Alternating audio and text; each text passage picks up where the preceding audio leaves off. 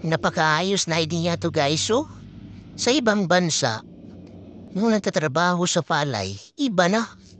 Mga AI na, mga robot. Yun pala, marami silang ani. Kasi, yung ginawa nila, di na tao, di na mainitan. Di na sila napagod. Oh, galing. Siya na nag-harvest, nagpapakain ng mga hayop.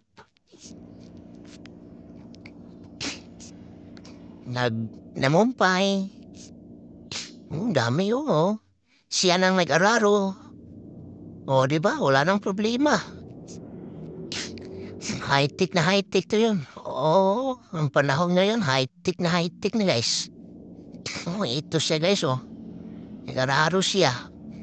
Pagtaniman niya ng palay. Oh, at no, nakaharvest na siya guys ng